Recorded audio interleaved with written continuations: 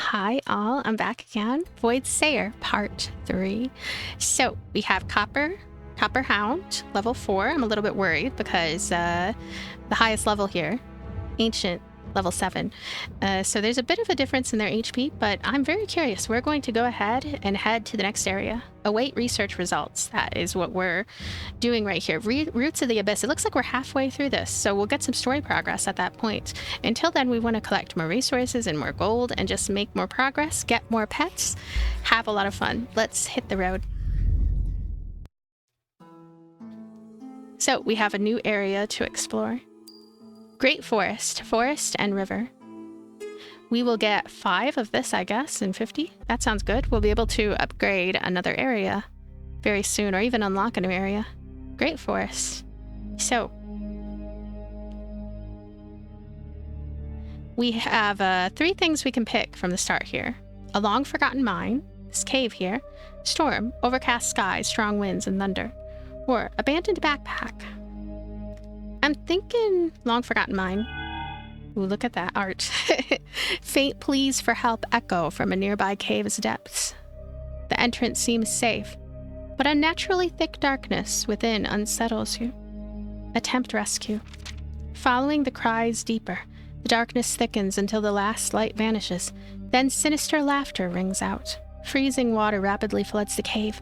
By luck, you find an exit as the voice mocks your retreat. And also, luck's wind has strengthened significantly. So this is a good thing. So we get good things, but we get consequences. So it's good to pay attention to this part right here, just to feel good about it.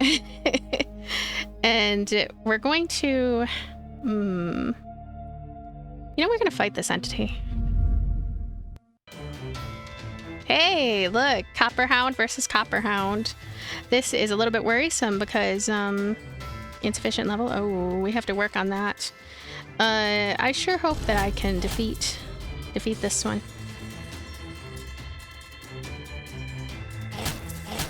29. We dodged. Dodging is always nice. Critical. Yeah, we're gonna be okay, I believe. But we may want to switch to switch to a... Yay! Leveled up.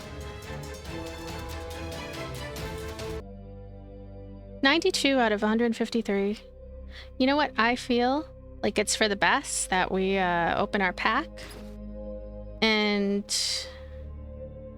Uh-oh. We don't have any healing. Let's switch to Ancient just to be safe, because we'll still be able to get experience. It'll be okay. Anything could be hiding here. Oh. Since the Abyss came, lighthouses are no longer built just along coasts. Now they mark safe paths inland too. Before you stands one such structure. Its broken door gapes open, almost inviting entry. Inside you find a dormant control terminal and a flimsy but working flashlight.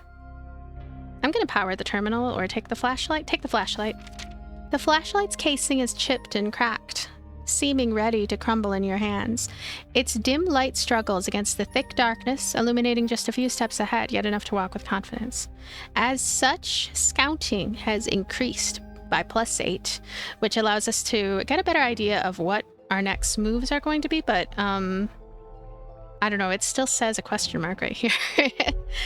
Endless expanses overgrown with thorny plants. Nature's attempt to defend itself against the abyss. Passing through without scratches seems unlikely. Go around. The thorny plants looked thoroughly hostile, and detouring along a less treacherous route seemed far wiser. The next random path is unavailable. So, abyss distortions have increased, and we didn't lose as much health as we might have otherwise lost. And it looks like we are forced into a fight with an entity now. Okay, Yellow Grub, I'm going to go ahead and toss this scroll at you because I want you. 60% chance. Let's spit.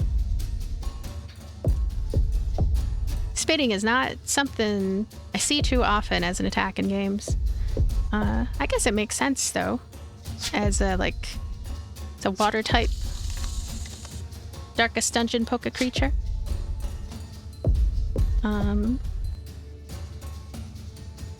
I like the breeziness of this combat. Look at that 1 HP special, though. This one is truly special. Gonna go ahead and tackle. There you go. Continue. Sealing ritual succeeded. Yay!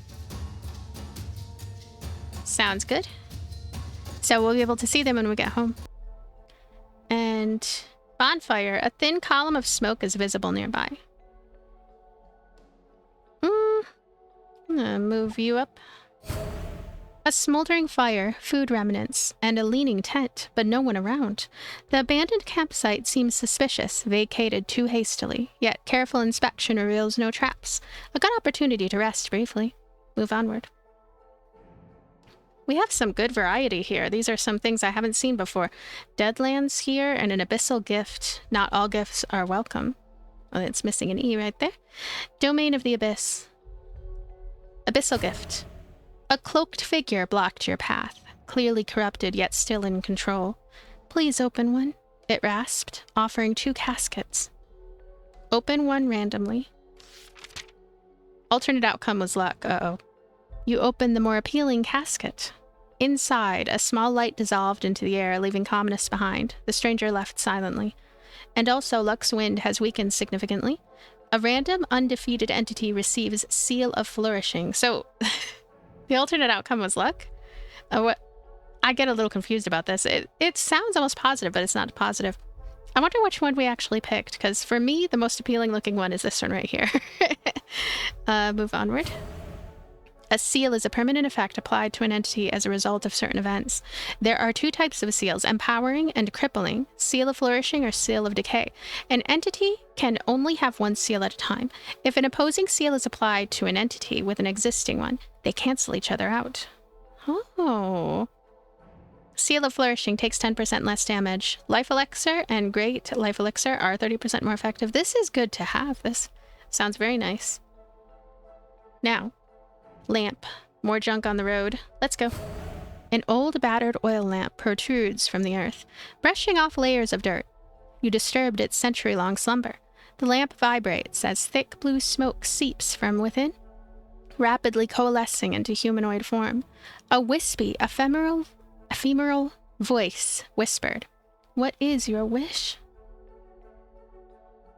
Insight, wisdom, wealth, banish the abyss. Insight. It is done. The spirit retreated into the lamp and answered no further calls. So we've lost some health. Abyss distortion has increased, which is dangerous. The next random path is explored. A random undefeated entity receives Seal of Flourishing. Move onward. Okay, so yay! Take 10% less damage. Ancient. Good job, Ancient. Let's go ahead and kind of want to see how far along are we in this path. I'm thinking I'll open this and I will restore the moves. Restore your moves, I guess. Bring you back up here.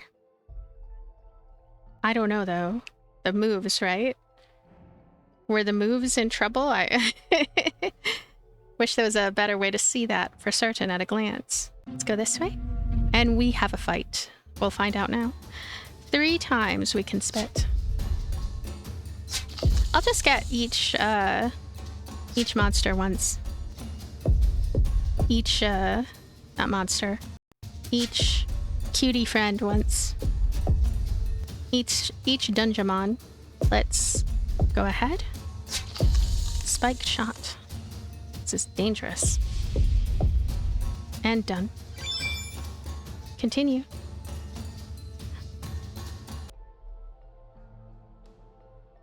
That cough again.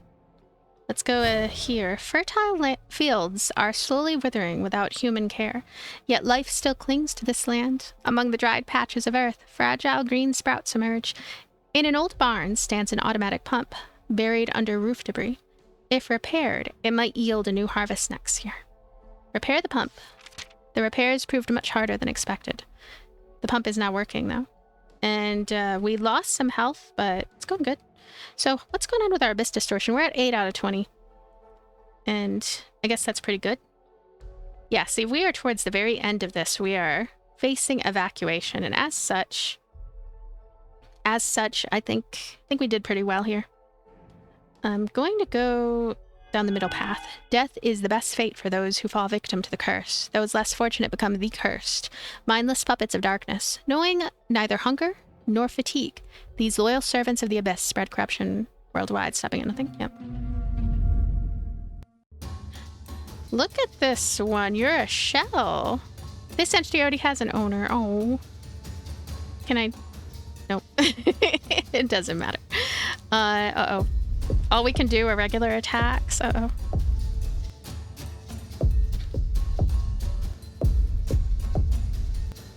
I am a little bit afraid. I wonder what my options are. I'm at 55, they're at 60. Oh no.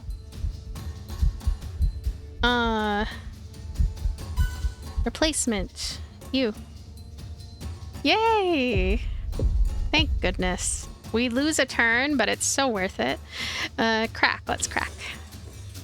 We have leveled up enough now to get that. I'm surprised that there was no indicator of like, hey, new ability, or maybe there was and I didn't notice. Because it's definitely nice to get new abilities. We'll crack again. Crack that egg right open. Let's go. And both of them get really good amount of experience here. So I like that switching between them because I didn't try that until this episode. I'm glad that it is a pretty seamless, simple process. And my runs seem like they'll be safer now. They feel like they'll be safer. But I definitely want to consider getting another slot unlocked. The expedition nears its end. The area has been cleansed and the local trails are now relatively safe for mounted travel. A cavalry reconnaissance unit soon met you, arriving to survey the liberated lands. Yep. We have +50. We have a Haku horn. Evasion +4. Influence of character and genetics on evasion +50%. Genetics. I need to look closer at these genetics and all of everything going on.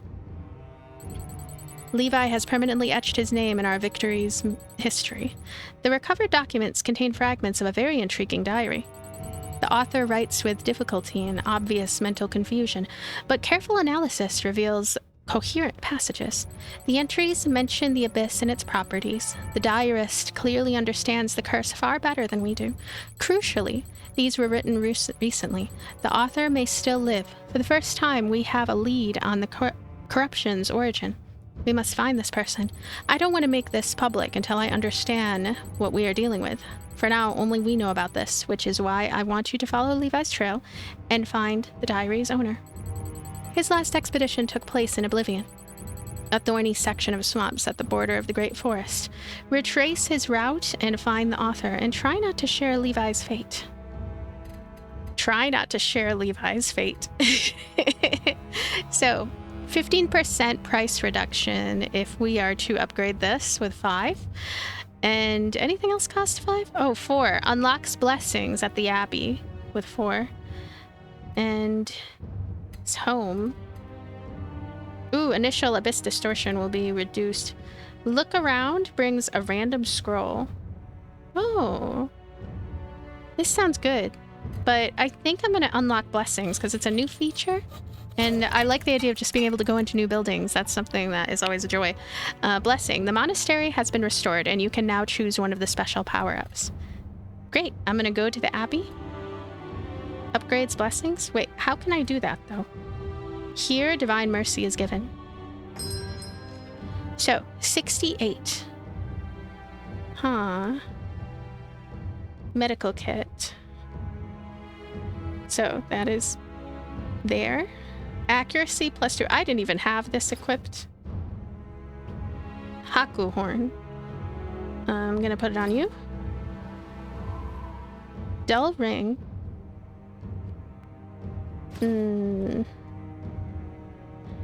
And success chance 60%. We have 1 scroll.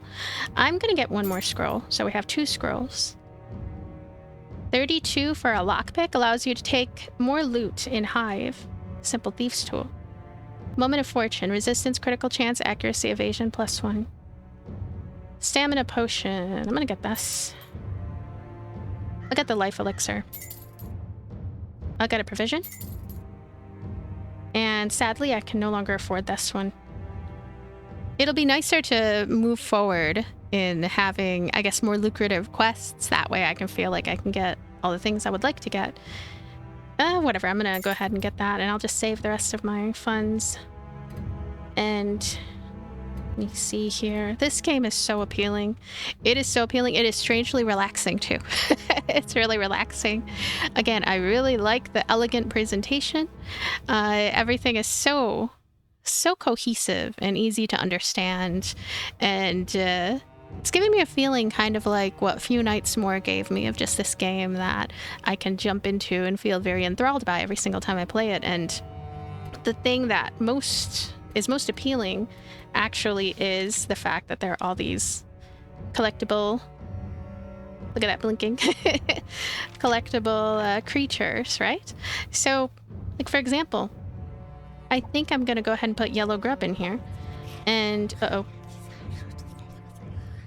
okay, that's fine. What I'll do is I'll just go here, and then we will add these right here, and yeah, that is what's gonna happen next. You can level up yellow grub. Just kind of always have one that I guess is gonna be the mega overpowered one. And I'm very curious, if I were to fall in battle, what happens. It hasn't happened yet, so I'm not sure about that at all, and I really hope that that, for example, if Ancient were to fall, I really hope I won't lose them forever. That would be crushing. But I don't know yet. It'll be kind of a surprise whatever ends up happening. Thank you so much for being here, and thank you for watching this next run, and I will see you later. Link in the description. Check it out. Bye.